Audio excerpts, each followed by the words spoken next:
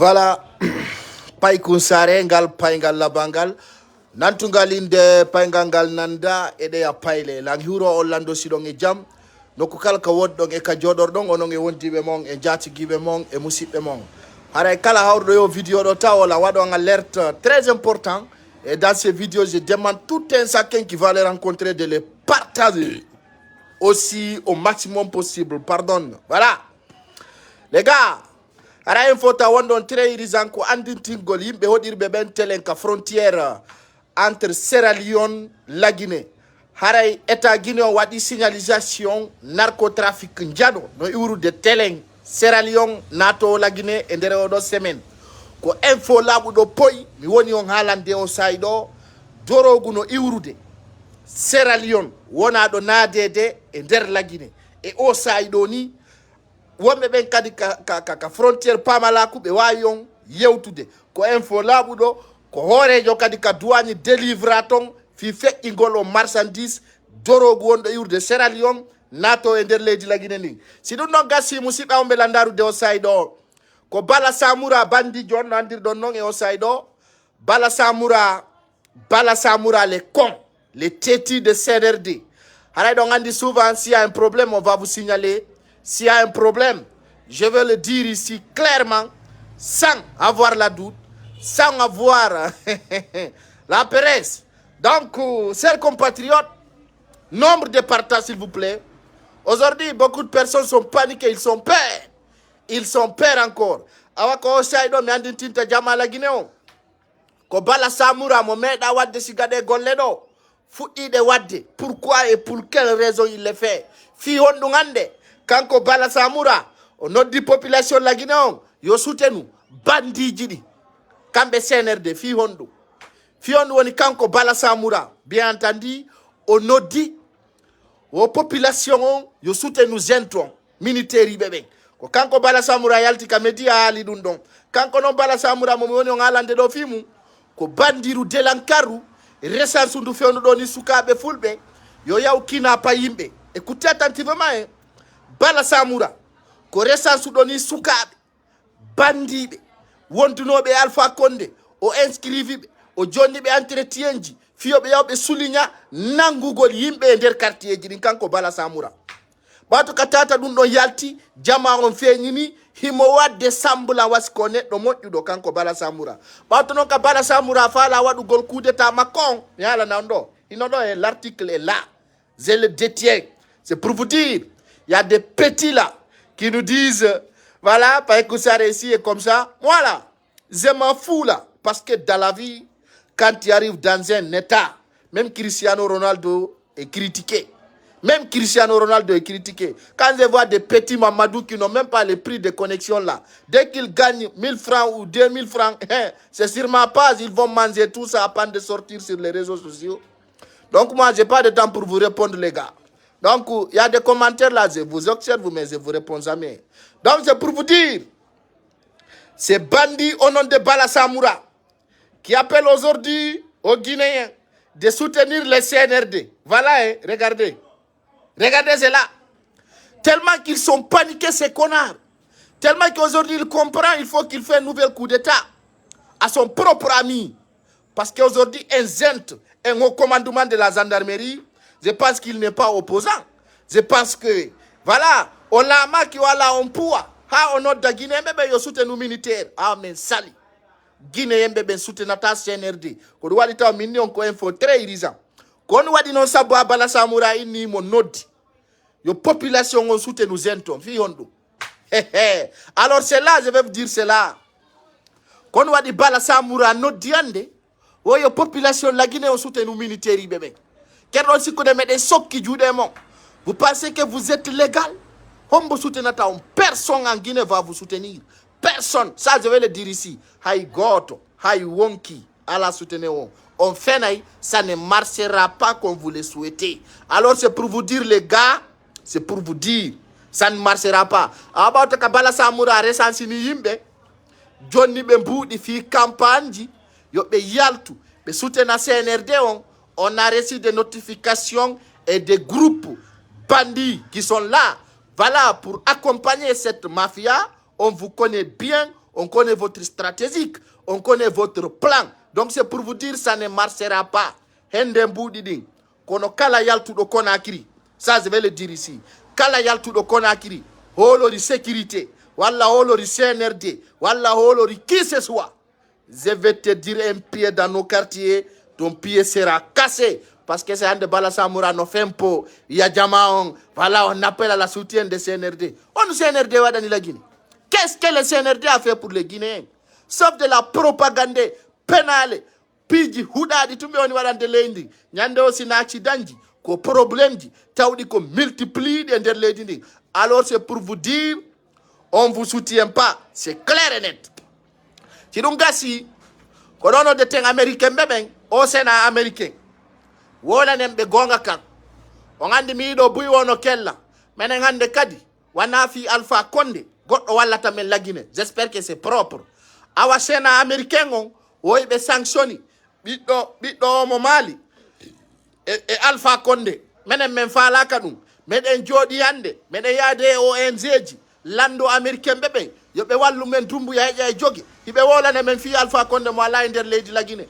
Américain bebe yo famu hey.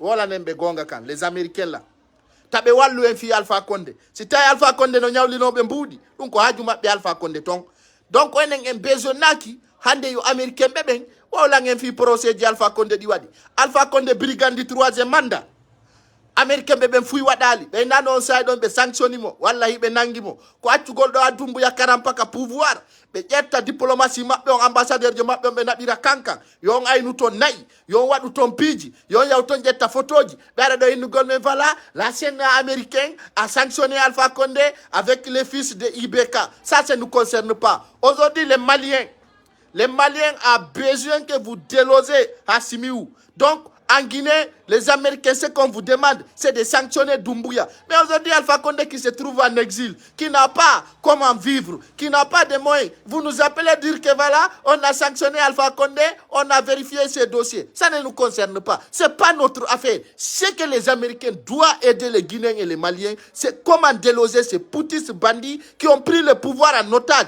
qui ne veulent pas organiser des élections. Comment vous pouvez nous dire, voilà, on attrape tel, on sanctionne tel. Ça ne nous concerne pas. Ce n'est pas notre affaire. Américains, mais yo famu. Yo be yalto o game mabbe. O birdire mabbe. Inu gollo kanyu woy no wallita de joni, no Alpha Condé nyawire, no Alpha Condé nangire. Alpha Condé brigandi 3e mandat. O fem pique donga, o lami ko wadi ko fala kon. Ena do hande Alpha Condé dogudo yari Turquie o koma be wallito voilà ceci. C'est pas notre affaire. Mais comme l'andi américain bébé. Tout simplement, c'est de nous aider à déloger ces bandits qui s'appellent Mamadi Doumbouya. J'espère que le message est clair et net. C'est très clair. Voilà, on a sanctionné Alpha Condé, on a sanctionné les fils de Ibeka. Le Sénat américain, le Sénat américain doit comprendre qu'à intervenir, donc, on doit intervenir en temps réel. Pas dans les passages. Dire que voilà, mais de fala nangugolo, wadadum, mais me fala kande kadi goddo wallu men fi Alpha Condé. C'est justice la Guinée on no fori. Ko be artir Alpha Condé. Mais ko me landi Sénat américain walla justice américain. Ko be wallu men dolosira o hudado. Wietedo Mamadi Doumbouya. C'est très simple. Ako bawto dum yanintinta jamaum. Difficulté di no fokiti. Ender pale Mohamed Senkong. Ko bawto dum fewno do ni kanko Moussa Dadis Camara. Groupe CNRD parce que be fa la tendance et manipulation yaltingol tumba jagite noma moka présidence mekya Dadis Camara kander kaso aka bato dum mi andintinta mi halu no tawlaw o avocat jo yete do Pepe Lama avocat enceinte qui n'accuse jamais ça yimo ko andita o morondita o problème di ko neddo fusa bagijo ko neddo fenandejo avocat jo mo ala hakil vere nagal on jetti Dadis Camara itimo Burkina. Vous comprenez? Ayo itimo Burkina. O artiri mo la Guinée. Hande Dadis Camara. Susata halude. Ala ko wowla. Himo dei. Himo fanki. Kango Dadis Camara. Hande ayo no dakabar. O ala ko hala. Parce qu'il est décis de la situation. Il est décis de la programme. Donc Dadis Camara hande ka o fewni don nini.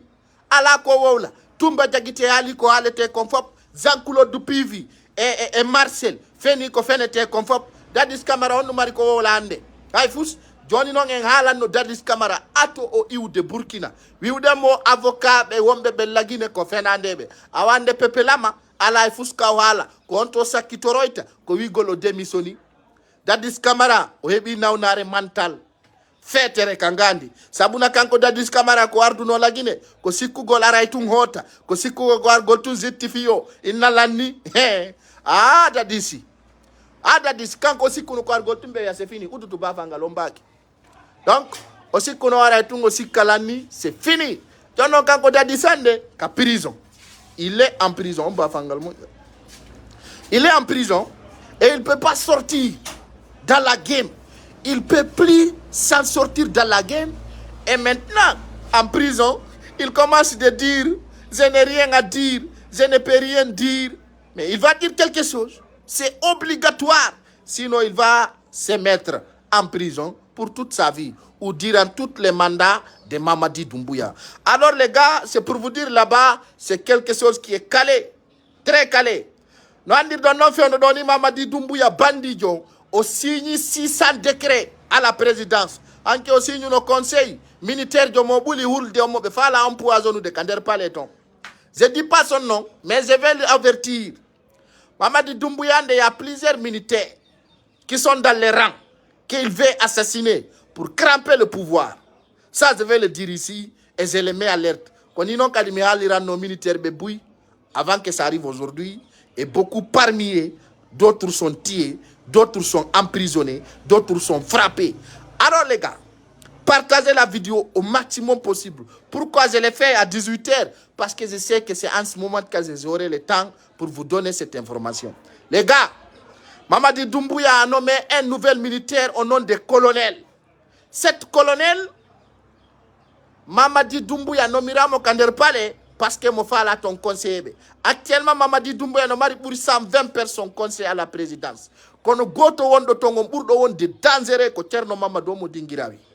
Alors c'est pour vous dire mera ande mera Alpha Tarang Maroc yilti Portugal de o ballon andanta ko nani. Donc on conseille de wada donc ka présidence fiondo doni ko colonel jo. On colonel jo mo andu don non. Je vais le dire ici. Mamadi Doumbouya ko no miri on don. Be andi be wawata brutalement yawgol agressé mo dum ko en. Deuxièmement be andi si be empoisonné mo. Hare koko nebata e militaire be wonbe bawo ben colonel be non be ya be wada coup d'état jono Mamadi Doumbouya nomi mo conseil à la présidence mi hala na non don colonel jodo la ngandi il me suit, il m'a envoyé même un message pour me dire voilà on m'a nommé conseil à la présidence. Je vais te dire Mamadi Doumbouya ko neddo burdo hudede e der leydi la Guinée ndin neddo mo jabata waju neddo kala ko c'est-à-dire kombo yidi ko fenana do mo wola na do moko fa la kon be ara be kapale wola be pale na la Guinée be no baoma. Je vais le dire. Donc kala ardo don wi Mamadi Doumbouya e la Guinée wonanama la Guinée yidama yimbe be la Guinée habima ango nga wonta kapale don ajetama écrit numéro 1 dans ce palais. Alors c'est pour vous dire monsieur le colonel, j'avais averti plusieurs personnes. Donc c'est pour te dire nommément conseil à la présidence, c'est pour te donner un petit déjeuner de poisson. Maruno manditona. Et aujourd'hui, il y a beaucoup de fonctions là on doit te donner. Mais pourquoi conseil à la présidentielle? Pourquoi conseil à la présidence? Parce que tout simplement, Mamadi Doumbouya a peur de toi. Il veut t'empoisonner. Il est mort, il est tombé malade, il a des problèmes de poumons. C'est pour t'empoisonner. Mamadi Doumbouya, d'autres sont en exil. Il y a beaucoup de jeunes forces spéciales actuellement qui se trouvent en exil. Il y a plusieurs aussi qui se trouvent dans les pays étrangers. Au Maroc, au pays d'Afrique, c'est quelque chose de franc et propre. Alors mon gars, mon colonel, on t'a nommé dans ce palais pour t'empoisonner. Et la suite va nous dire. Donc les gars, Ande Mamadi Doumbouya andi Bala Samoura falama wa des coups d'état. Vous comprenez? Et je vais dire ici proprement, c'est pas tout le monde qui peut me voir. Alors les gars, c'est pour vous dire, Bala Samoura, il y a des gens qui ont payé l'argent. Wodi mbe yobu bemboudi, Fiyo Bala Samoura Wadu Mamadi Doumbouya coup d'état. Des chefs. Je vais le dire ici. Quand Bala Samoura a indiqué d'Imboudi. C'est dans ce sens. Quand Bala Samoura a eu un article là, on a dit Guinéen Bébé à soutenir les forces de défense et de sécurité. D'ailleurs, Bala Samoura, il n'est pas un ministre d'État. Il n'est pas un ministre de gouvernement. Il est le haut commandement de la gendarmerie, justice militaire. Quand on a le camp Oyalteta Ouya, autorité population, bien entendu, yo soutenu. Force de l'ordre, force de sécurité. Déjà, la Guinée n'est pas dans une guerre. La Guinée n'est pas dans un travail qui va dire voilà, et voilà, on demande voilà, de soutenir les militaires. Ça ne marchera pas comme ça. Maintenant, Mamadi Doumbouya, il sait que Bala Samoura veut faire un coup d'État. Et on avait dit, mais un coup d'État de complicité. Un coup d'État de complicité. Ça, je vais mettre en alerte. Un coup d'État de complicité. Quand on est de la Guinée, Mamadi Doumbouya, déjà, la transition de Mamadi Doumbouya, nous sommes au courant, la transition a échoué. Aujourd'hui, chaque Guinéen est au courant. Cette transition-là a échoué catégoriquement. C'est propre. Coup d'État, on dit échec, très propre. Johnny, non, comment on a coup de main pour écarter Mamadi Doumbouya dans ce problème. Vous comprenez? Alors, c'est pour vous dire, tellement que ma vérité les tous, ils vont essayer de m'insulter, mais je ne les répondrai jamais. Parce que quand tu es digne aujourd'hui, quand tu arrives de marcher avec un président de la République comme Oumar Sissoko Embalo, comme un ministre d'État Boche Kandé, tu ne te permets pas à répondre à un individu qui n'est même pas reconnu dans son pays, ni dans le pays étranger. Donc quand je vois vos commentaires qui ne m'intéressent pas, parce que je suis votre supérieur, et vous allez me voir là où vous ne vous attendez pas. Alors actuellement, entre Bala et Mamadi Doumbouya, c'est réel. Il y a un coup de feu qui va venir. Ça, c'est propre. C'est moi qui le dis et je le parle à la connaissance des sources. Pourquoi je le dis ce soir? Je ne me casse pas. Bala Samoura, d'abord, il a donné une inscription dans l'Interpol pour m'arrêter à la immédiat. Pour ne pas que certains secrets sortent avant qu'on me mette sur lui. Je sais qu'aujourd'hui, pourquoi je dis en français, au Parlement médecin qu'ils sont envoyés des techniciens pour signaler ma page, ils n'ont pas pu. Ils sont aussi tout fait pour m'alégancer, ils sont compris, ils ne peuvent pas m'arrêter, ils ne peuvent pas m'atteindre. Aujourd'hui, ils sont donnés d'inscription pour m'arrêter en Afrique, ils sont compris, je suis leur supérieur. Parce que quand mon ministre de Guinée, de Dogani, Ender Afrique, woni lando, woni ministre, woni kala wondo. Mamadi Doumbouya fala yide misila fala yugol mamiyete. Sans audience. Ça, c'est moi-même, responsable de mes actes. Et au fil de la mesure, je vais vous décapiter, montrer de l'ordre dans ce pays. Parce qu'aujourd'hui, on est en négore. Comme il a dit à parler Mohamed V, là on est grand ou fuma au téléphone, n'attendre ton quoi. Andi Touba, tu faut être ma comme, alors quand vous dites comment. Alors, c'est pour vous dire, les gars, je sais que dans cette vidéo-là, la vidéo va encore tourner, parce que les vrais gars ils vont partager cette vidéo, les gars. Il n'est pas l'air, mais tout le moment quand je viens, je vous regroupe pour vous donner cette info. Bala Samoura au Johnny Hord, fi arrête ou gol laming, Ousmane Gawala a payé de l'argent des individus à Dakar pour dire que voilà, ils vont m'arrêter, ils vont me kidnapper. Mi be me ya me yidi beta na ko be sikiko. Beta marsata. Anana be na ko Dakar mi jodi, kono mi jodi mi fem pa ki en. Voilà, andi jodi do lady e fem pi do lady be na go tu en. Moi c'est pas n'importe qui. Mi ngai bisa do. Mi jo mi jicha ki de mi jodi parce que be mi yidata do be no gasa wobe buino do. Be yi be wo e hore lawol. Ara be wata yidu gole mabbe sakko be approcha be. Kono sa anda mboddi a jogota ko hundu ko mayri on ko bukko ngol jogotoda. Famine. Donc c'est pour vous dire actuellement ce qui est là, les gars. Ce qui est là, ce qui est propre. Bala Samoura avait une popularité cote. Parce que quand Mamadi Doumbouya, et ouais, un coup d'état. non coup d'état donc coup de mais c'est une naissance de pouvoir actuellement no laɓani en ene ɓiɓɓe leydi soutien ala ballal ala wallitotoɓe ala wonɗo wallude lagine woni loni woni nation joni hay goto ko fi on ɗum noon bala samoura nanguiroyta Mamadi Doumbouya e complicité hoore maɓɓe ton kamɓe CNRD o harilan sikkude ko commandant fare nangata Mamadi Doumbouya ça j'étais prévenu dans la liste Mamadi Doumbouya bala samoura aray mo nangugol nyande non bala ko ɗum waɗi si bala samoura landiti on ɗo ino ɗo abbe mi holla on pour que on faamu ko ɗum waɗi bala samoura waɗiri o article ɗo wi le général Bala Samoura appelle les Guinéens à soutenir les forces de défense et de la sécurité. Ça doit vous tousser dans votre tête.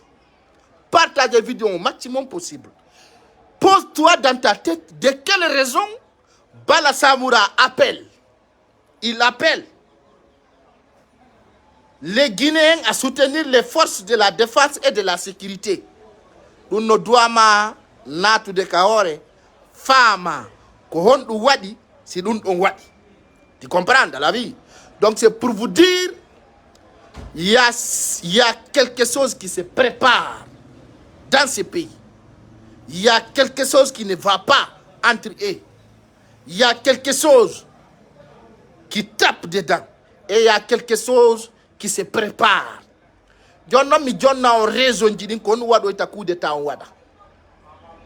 Actuellement, il y a des militaires qui n'ont pas reçu leur salaire. Et ils sont compris aujourd'hui. La dialogue imposée ne marche pas. La dialogue inscrit ne va pas comme on le souhaite. Yonon konma Mamadi Doumbouya ordonna. Yo Bala Samoura arrêtumo. Wona ko coup d'état. Bala Samoura va devenir au tête des pays. Parce que yande Idi Amin on doit contrôler la situation Macron. De contrôler plusieurs cadres de militaires comme Koulibaly, comme Sadiba Koulibaly, et il y en a plein. Son d'Ariande, Bala Samoura, quand Djogiti au camp, il était de base militaire, quand Djogiti camp, Alpha Yaya, Féondoni ko ordre Mako, on dogu de Kakan Samori, Féondoni ko ordre Bala Samoura, on dogu de Kanji Konakiri Bous. Faut non andi comme on kon alude, nanede, ko commandement justice militaire. Tu vois, fait donc ordre de Mako, woni dogude do. Andu be non no andi comme on kon alde ko source labudo. Kono no be aroyta nangirgol Mamadi Doumbouya. Ko fi o crise fokkutudo do. Parce que militaire joy goto ande kadi wakilaki wadugol fo coup d'état. Yala na do non exemple woddudo. Tawata ko ndarobe actualité ji fewndi dinka leydi wawata famude dum. Nder kay kanko président malien o katawata CEDEAO et Nations Unies et yimbe buy sanctionnimo kanko Assimiou président Mali on fait doni ka transition o organise no fausse coup d'état kanko malien jom o autorise o be tiru ka nder kanka woni don média ji din fo yaltini wi Assimiou attaquama Assimiou renversama bimbi nde nyande o yay conseil des ministres jama ngandi ko fenande wadunobe coup d'état yaka wadunobe coup d'état nangaka e yayi be wari militaire be monani fo no andi dum ko on say don tay fewno suma ko yawgol makka yiwde rewbe no habbi président Macky Sall no jeejamo fi alla yo ittu sanction on e der Mali Bamako c'était clair jono Mamadi Doumbouya no habbi himo habbi fewndo doni sanction e der la Guinée parce que la bani on poy CEDEAO jabali ko Mamadi Doumbouya fala kon et gouvernement Macron tout le monde voit cela. Et actuellement, pourquoi il y aura un coup d'état? C'est ça que je vais vous dire. Au budget de la finance, il n'y a rien. Au projet public, il n'y a rien. Aux banques centrales, il n'y a rien. Les narcotrafics sont soulignés. Drogue, et tout le monde voit cela, c'est quelque chose de propre. Et aujourd'hui, ils sont compris. Voilà, il n'y a aucun qui va les soutenir. Il n'y a aucun qui va leur payer. Hande nok fiyo wadu malégance beba soutien un peuple long. Voilà beba soutien aux communautés internationales. Ko be wadu faux coup d'état soit Bala Samoura, wala Sadiba Koulibaly ou bien commandant Faré ou bien l'autre qui s'appelle Idi Amin Wana Mamadi Doumbouya wadama coup d'état. Voilà, Mamadi Doumbouya était incapable. Mamadi Doumbouya n'était pas là comme il faut. Donc il faut qu'on le renverse automatiquement. Il est renversé par les forces de la sécurité. Wana non Mamadi Doumbouya renversé mais pour l'onza non kadi. Mais pour l'onza transition.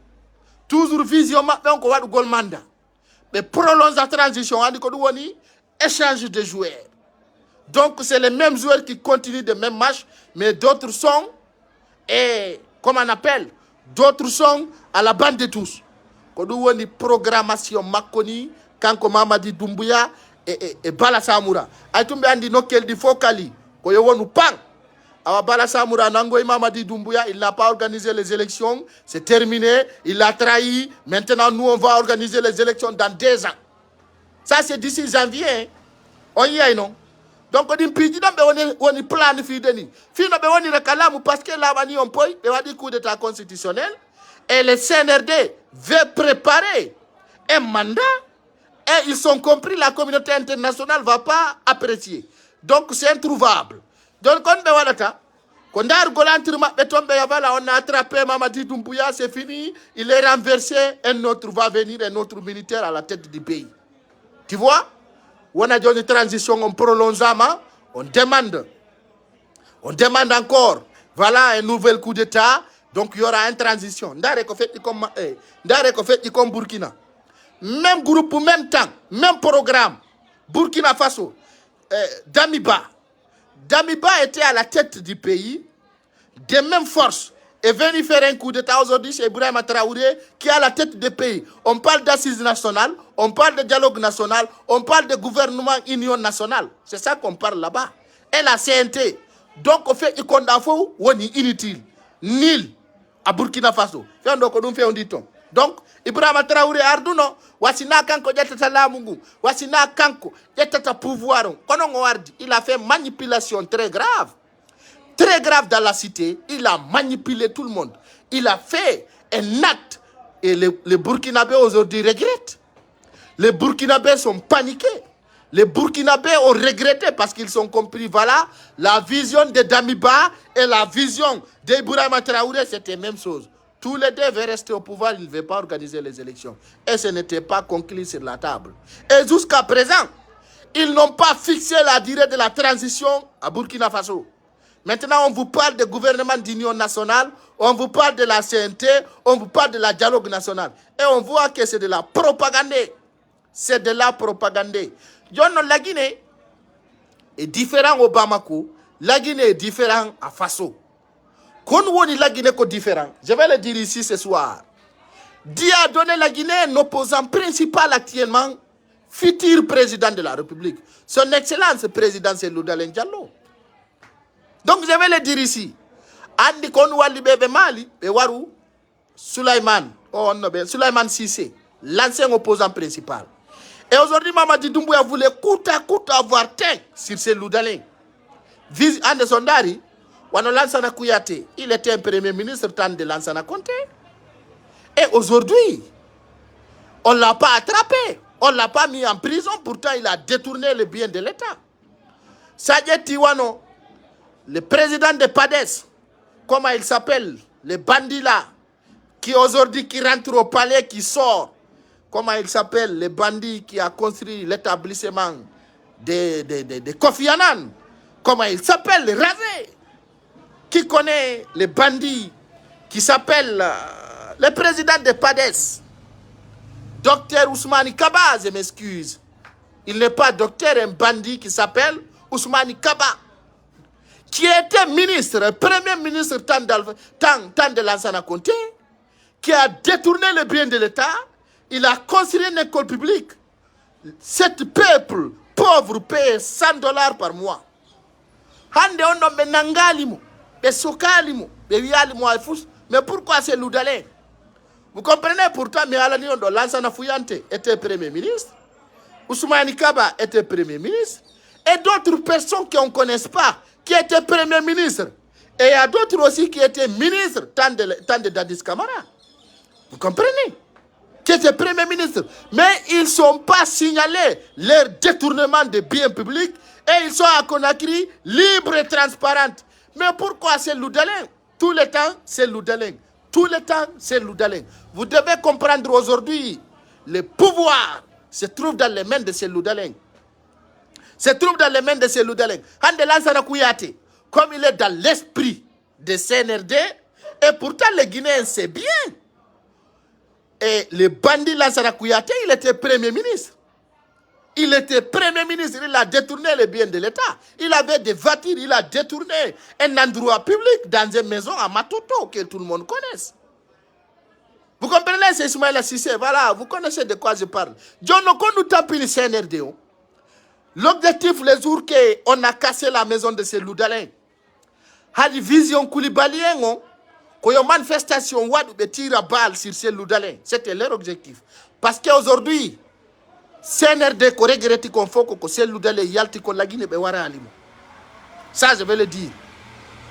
Les forces spéciales ont tiré un balle réel sur la parabolique de ces Loudaleng. Tout le monde sait, hein? À Belleville, il y a des vidéos en bref. Alpha Condé a ordonné ces loupards, forces spéciales, des synapères qui étaient formés spécialement. Ils sont tirés de balles réelles. Ils sont blessés un chauffeur de ces Loudaleng. En ce moment, il y avait ces Loudaleng et d'autres opposants à Conakry. Et fait les balles, qui parabrise auto ces Loudaleng, qui gaz lacrymogène, et yalti, et fait les automaton, Allah hissini monde nyande. Et beaucoup savent de quoi je parle. C'était Mamadi Doumbouya et son clan. Mamadi Doumbouya était préparé depuis quart pour assassiner ces Loudaleng, je vais le dire ici. Pour les gens qui ne savent pas, Mamadi Doumbouya prépare une que nebi fi wargol ces Loudaleng. À Bambeto, il a inscrit Bafoy, Kodouwa Diande, pour une landita de Fion nous Bafoy Darnaka. Fion nous Damantang Albert Camara est sorti de la prison. Parce qu'ils savent, lui Mamadi Doumbouya, ils savent de quoi je parle. Quand Mamadi Doumbouya tente d'arrêter Bafoy, ou il tente d'arrêter Damantang Albert Camara dans une justice, ils vont dire Mamadi Doumbouya avait ordonné au nom de Alpha Condé de tirer des balles réelles sur la voiture de ces Loudaleng à Bambeto. J'ai dit ici avec des preuves. Mamadi Doumbouya a ordonné l'équipe de Bafoy de tirer des balles réelles sur la voiture de ces Loudaleng. Mais fait les gardes de ces Loudaleng dernier au Becque Ottawa. Faut nous en dire. Tout le monde était au courant. Baouri, que je parle ici, Baouri, qui avait des agendas, des forces spéciales, qui ont venu avec Baouri à la 16 de l'UFDG, Nyande Bewarno Jakaria, Kodouwa Diande, Mamadi Doumbouya, Nangali Baouri, fi piji fait une autre bao. On nangali mou. Parce que mon Andi, Baouri contribue dans un élément bien saisi, dans un élément propre. Baouri a contribué et il a associé comment éliminer ces Loudaleng. Les Guinéens sont au courant. Et cette vidéo sera sauvegardée de notre histoire. Et aujourd'hui, nous ne sommes pas dans l'étranger.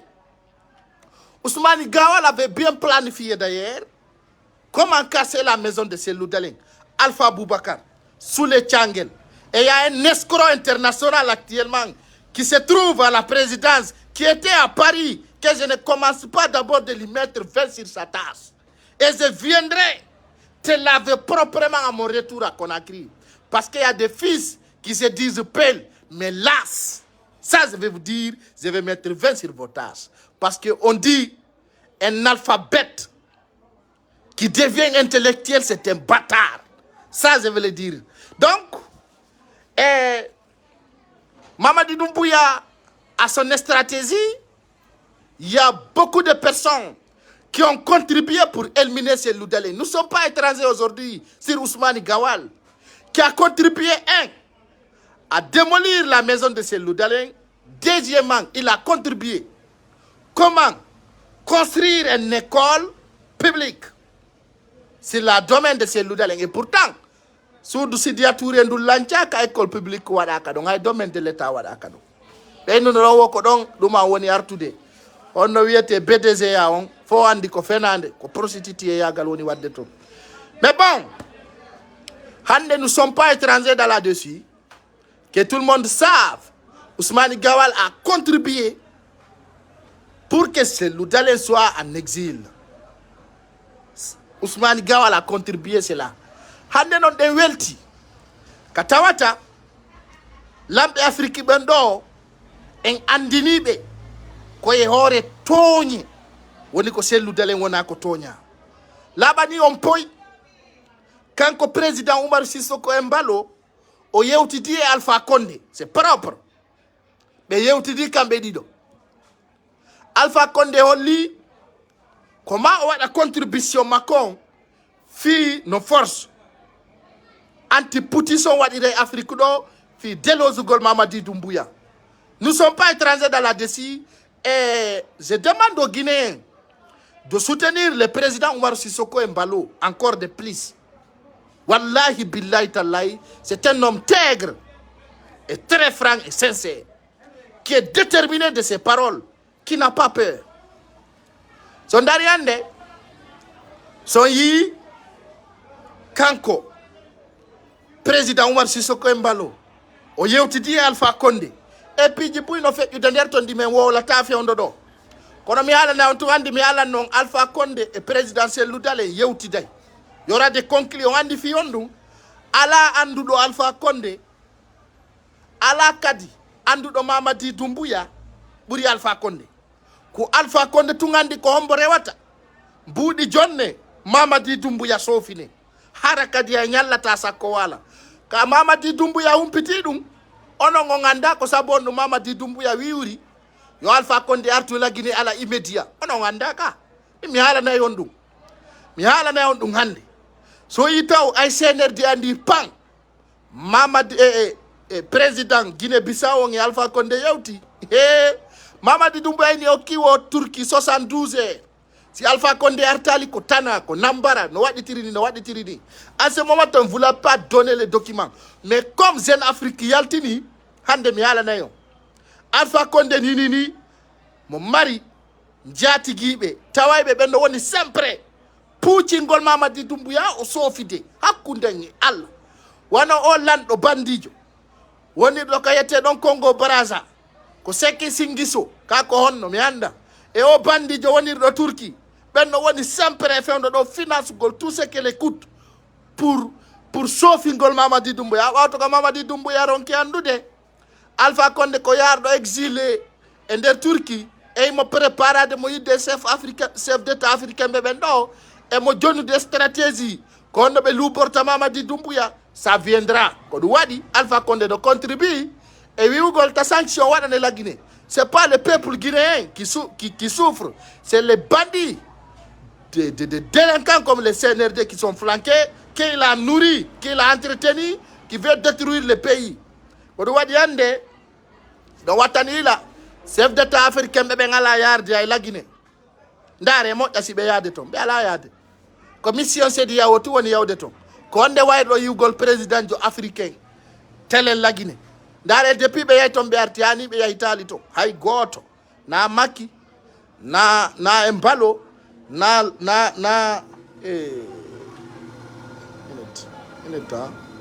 attendez on doit activer quelque chose là minute et voir minute les gars. Donc c'est pour vous dire o yetado président Joy Goto no yaraton personne parmi eux, personne ne va là-bas. S'il vous plaît, partagez la vidéo au maximum possible. Partagez la vidéo pour qu'ils comprennent. Minute, je vais activer la minute. O yata Goto no yaraton personne. Hay Goto. Hay Goto yataton ko doit di feondo do. Les Guinéens doivent savoir. Il y a un fort problème qui se déclenche. Qui se déclenche dans notre pays. Attendez, je vais confirmer cela avant que ça soit trop tard. Donc c'est pour vous dire, actuellement là où je vous parle, aucun chef d'État africain ne s'en va là-bas. Parce que andiko. Et je vous rappelle, c'est sûr et propre. Il y aura une force militaire qui s'appelle anti-poutisme et en même temps antiterroriste. Parce que les terroristes, c'est des militaires africains qui sont formés comme Mamadi Doumbouya pour défendre leur peuple, qui ont détruit leur peuple. Donc ils deviennent des rebelles. C'est pour cela que je vous dis, il y aura une équipe Cobra en Afrique. Et je l'ai dit. Et en même temps, le président Guinée-Bissau et le président Omar Sissoko Embalo a dit qu'il y aura une unité de CEDEAO qui vont déloger les poutistes, qui vont cramper le pouvoir. Ah, voilà, on Mamadi Doumbouya Humpiti, Embalo Yeutidi Alpha Condé, Embalo Yeutidi et présidentiel Loudalen. Et en même temps, Alpha Condé c'est Loudalen Yeutidi. Donc voilà, qui CNRD, on avait mis ça alerte. On avait mis ça dans les points. Et ils ont compris, c'est propre et clair. Donc, non, là, c'est pas c'est moi. C'est pour cela que j'ai fait les vidéos tôt. Pour que dans l'une heure de temps, vous allez comprendre de quoi que je vous parle. Arrêtez de soutenir. Voilà, c'est pas c'est moi. Et dans ce sens, ça ne peut pas être comme on le souhaite tout le temps. Donc, c'est pour vous dire, et partout là où je suis, je vais vous donner des infos très propres. About Mamadi Doumbouya, on est comment Oyida, comment Alpha Condé a tiré la Guinée. Kako Dungolandi, Kodungolandi Turquie, Kodungolandi Tang. John Miala non. Comment contribue Fio Alpha Condé ou la Guinée? Là c'est Diao, dans l'Union africaine. On va dire le Kir de la quoi. Quand on est mignon, on dit, quand on est mignon, ça ne marche pas. Combien inscrivent Fio Alpha Condé Yaltu la Guinée? C'est Diao. Quand on est Alpha Condé, yo Doumbouya Liberumo, Oya Onyaundoyo, fi état de santé Macron. Et aujourd'hui, il est sorti. Il n'est plus en Guinée. Donc, on ne peut pas les rapatrier dans notre pays. Donc, ça ne marche pas. Vous comprenez? Mamadi Doumbouya, il est dans cette stratégie, dans cette souci, dans cette manipulation. Et aujourd'hui, il est paniqué de sa situation. Quand on dit, la Guinée ne wanda. Au niveau international, la Guinée ne bloque. Ça, je ne vous casse pas cela. Actuellement, la Guinée est bloquée. Total, c'est bloqué. Awa, Féonodoni Alpha Condé. Hayo mapa kigoy. Parce qu'Alpha Condé no tauti. Comment c'est le d'aller l'amo? Donc, c'est quelque chose de très franc. Alors, non, équipe. Équipe RPZ Arc-en-Ciel ayande kay wana parti ko équipe na parti ko équipe ara équipe RPZ Arc-en-Ciel on be holli o pagayo la ni ka équipe mabbe ton entraîneur mabbe on Damani Doré hande o yaltu no nani awa Damani Doré andin tinni sama kala ko alla meƴƴe payle natni Damani Doré holli équipe RPZ on andi parti politique donc c'est militant no wodi Féonodoni militant à la RPZ feu. Donc j'espère que je vais activer. Vous me recevez? Attendez minute. J'espère que vous m'entendez. Voilà, ils ont commencé de signaler la vidéo parce qu'ils sont peurs. Vous comprenez? Et beaucoup seront bloqués tout de suite hein, parce que quand vous insultez sur ma page, je vais vous bloquer. Donc, équipe RPZ Arc-en-Ciel, vous savez, c'est une équipe, c'est pas un parti politique, je m'excuse pour le terme. L'équipe d'RPZ Arc-en-Ciel, leur entraîneur Damani Doré, qui était la copine de Damaro, qui se trouve actuellement en prison.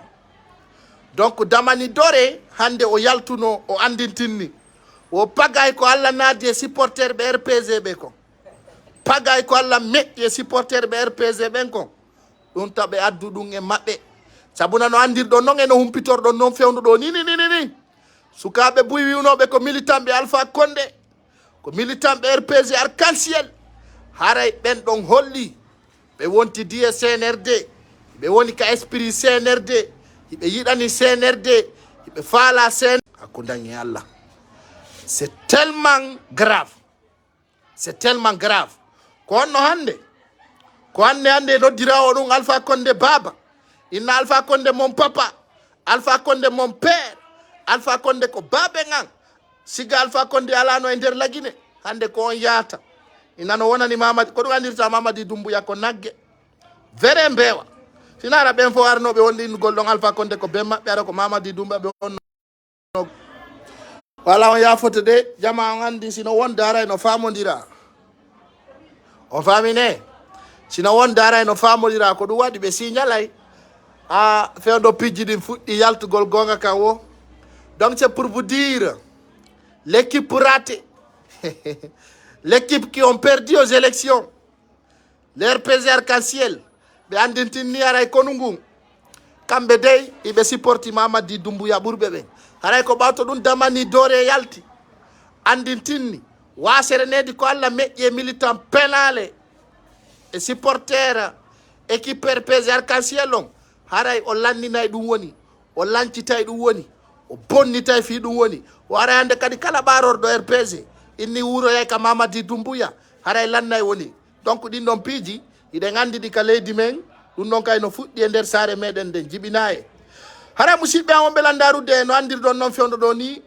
hiɗen e nder leydi Guinée Bissau ka tawata lanɗo démocratie mo jaɓali yawre e wasere nedi e nder saare meɗen nden donc ɗo hani si ɓe signali vidéo ji ɗin ça va cramper mais nous on va donner des heures différents pour que l'info passe haray ko premier ministre on chef de gouvernement on e kanko bandijo wiyeteɗo on Nguma Fernand Ngomou e bulawjo noon mi woni o wolande fi mum reedujo mo firtotako Fernand Ngomou ala bulawjo ɓurɗo e nder leydi lagine ndin ha Fernand Ngomou holli Mamadi Doumbouya noddunomo heña wole répondre de gouvernement ala CEDEAO haray noon ɗon andi Mamadi Doumbouya ko siga Fernand Ngomou e yi wallahi billahi tallahi ko a yiwɗa Fernand Ngomou anday ko nafigijo hara hayni mo tummo ara haray ko vrai nafigijo vous comprenez donc andi ɓe créé ɓe page ji ari o compte an no ɗaɓɓa abonné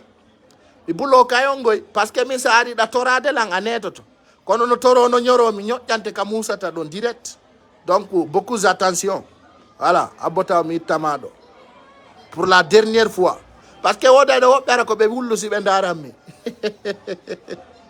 donc Fernand Ngomou hande o yawno ka pale Mohamed 5 ay Mamadi Doumbouya landitikemo ko on ɗum CEDEAO wi comene woni ka CEDEAO ni miɗo tawa e CEDEAO e fewno ɗo ni miɗo ka CEDEAO donc mi wawata on jabagol ko ndu CEDEAO wi haray CEDEAO ko holli ɓe ɗaɓɓude putisi puutinayɓe o Mamadi Doumbouya ha jawɗo ça c'est propre ça fus CEDEAO ala ko jaboma den ɓe wi on ko transition ala immédiat ɗum ɗon on ko yo laaɓane ɓe wolani koye datti ɓe wi transition o député ala immédiat ko yafamo awa kuude militaire on no arde ala immédiat ɗum ko yo laaɓane donc ko andi gollon fewno ɗo ni kanko Fernand Ngomou o mapike nani andi noon si feno o mapike ara e nambarari e sarde e ko ɓawto ɗum mi andintinta konu ngu e jama lagine on fof ko wonugol pré ñande Mamadi Doumbouya haɓɓa militaire jo arayɗo ɗon on si tawi ko innugol jama on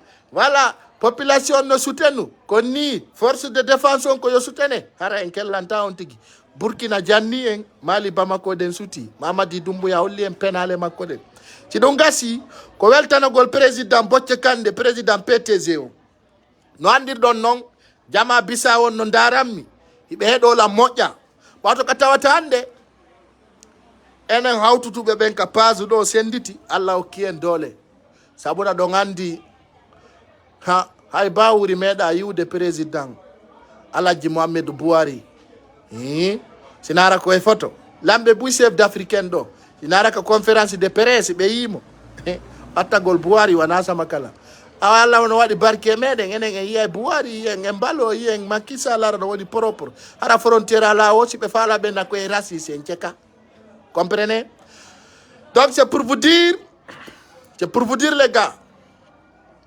président Embalo wanno déplacement janduɗo o hewti hanki ngaabu ko hélicoptère o yaari ton a wiri ton o ƴawri e guette privé wal Dakar ga imo telen ton ni aray ɗum fof ko fi piiji ɗin no moƴƴira Afrique ɗo surtout noon lagine aray noon Jordan Mamadi c'est pour te mettre alerte haray CEDEAO on décidi moƴƴingol force militaire puucinayɓe ma heññama e jogue ay hiɗa rondi bewre ɗum ko en.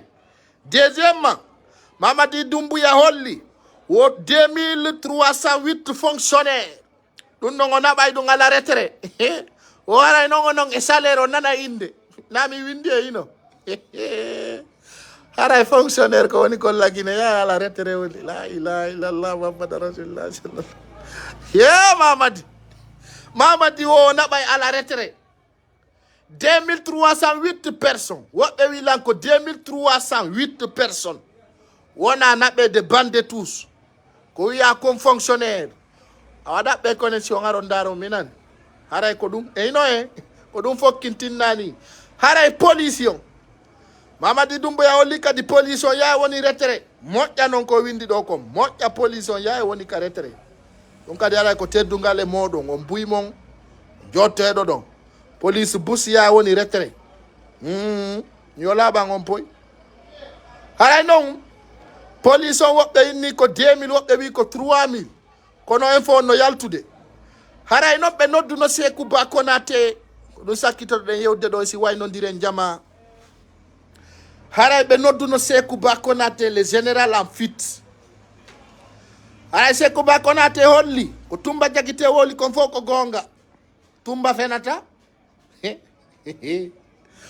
haray o ƴetti kala nambara mo Sékou Ba Konaté anduno ko nambara o wi ko Dadis Camara Tumba fenata haray o holli ko Tumba woli kon fof fenande ala nder ton ko gonga haray ko ɗum ministre de la ancien ministre de la défense on Sékou Ba Konaté holli haray o andintinni kala ko Dadis wowluno e kala ko Dadis wi haray kanko Sékou Ba Konaté wanda kono kala ko Tumba Diakité wowli haray ko ɗum woni gonga kam no andirɗon noon Dadis e Sékou Ba Konaté wi no yaafodiri muññodiri ka pale Mohamed 5 kono omo anda maninka defay puute yaɓenda jonnaɓe maninka nde ɓe ware o ɓe ɓoray gite ɗen Dadis sikkuno Mali o ari mo addori bible e deftere imo huuɗo sikkude aduna on gasi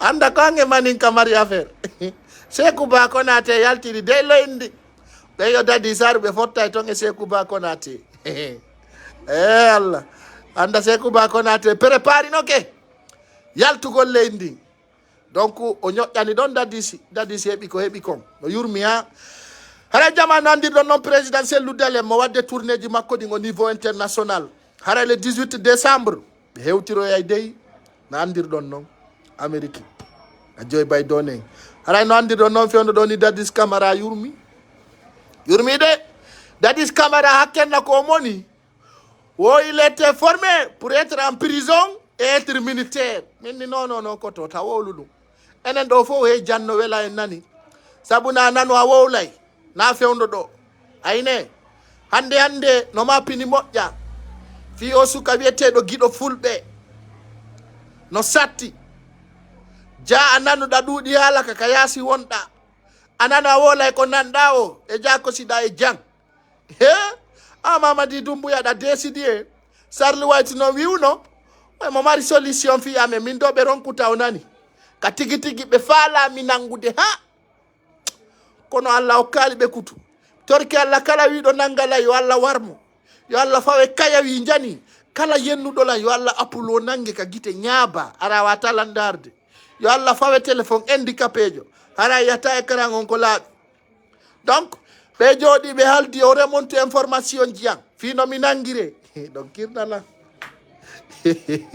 yo Allah defo on mbuuño yimɓe ɓe masara iɗon huuɗa la ilaha illallah babaɗe mi huuɗaɗo go hay mi hewtilaki de o windi ka commentaire o destination maison central min ɓi mbabba no ɓalejo on no boni ɓernde kono guinéen go kay no feeti ayne donc mo kala e miijo mum kala miijaniɗo lanko miijanaki mo yo Allah yoɓe a miijani kala yo Doumbouya nangan soka hankadi yo Allah yo Doumbouya nangue soke a anda e sino weeli ara ɗen toro Allah yo Allah humpute en giɗo fulɓe ɓawto ka tawi fewndo ɗo ni goɗɗo anda o no ɓe jogorimo toon si ɓe junniti e si ɓe jiccini donc ko Allah tun andi donc dans ce sens c'est tellement grave no yurmi ha mi ndaari giɗo fulɓe ha o inni ɓe ari tawi ɓe ari jaale ko gonga ɓe ari donc laaɓani on giɗo fulɓe kadi heƴi e jogue fewdo ɗo ni ko pay kon sare lutti minen noon meɗen haylade ɗo ka suuresi on ɗo meɗen ɗo si Allah jaɓi min noon ko won dilan e mon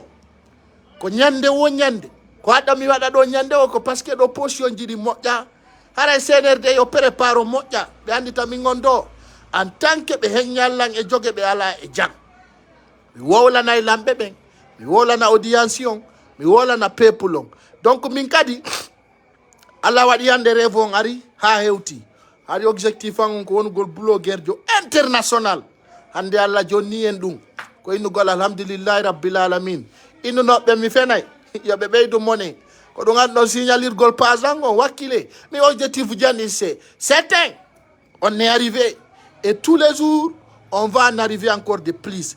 Je vous remercie beaucoup. Donc, je sais que beaucoup de personnes aussi vont recevoir cette live.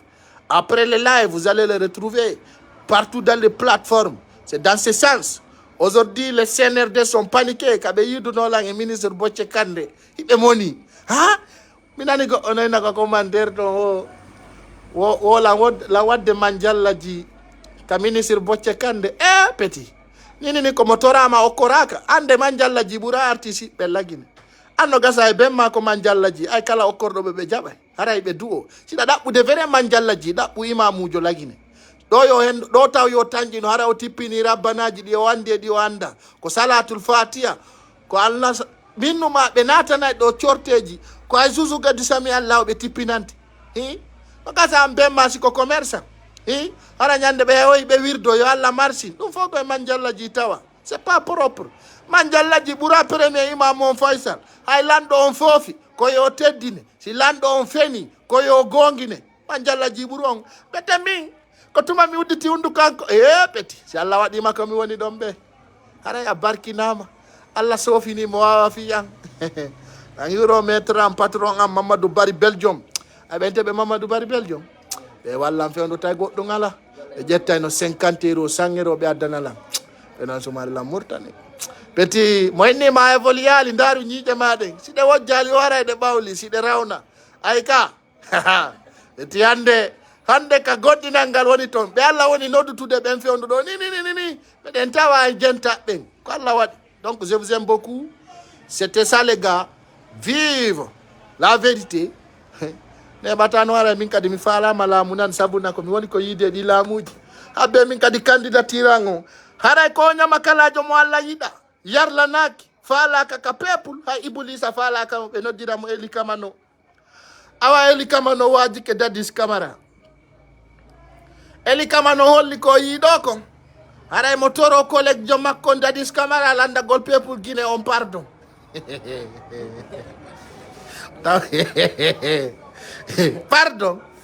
pardon o heji ka maison centrale c'est trop tard de demander pardon les gars donc c'est ça. Je vous aime beaucoup. Soyons toujours reconnaissants à nos vrais serviteurs, à nos vrais soldats, à nos vrais, des gens qui partagent nos vidéos. Je vous big up. Toute une personne qui a contribué de 2018 à 2019. Hare non atomi wainita de do. Wel tanto koto Jani Alpha. Ay sabuna hande Jani Alpha woli indi anka somma ko keso do clip kono woni titiro.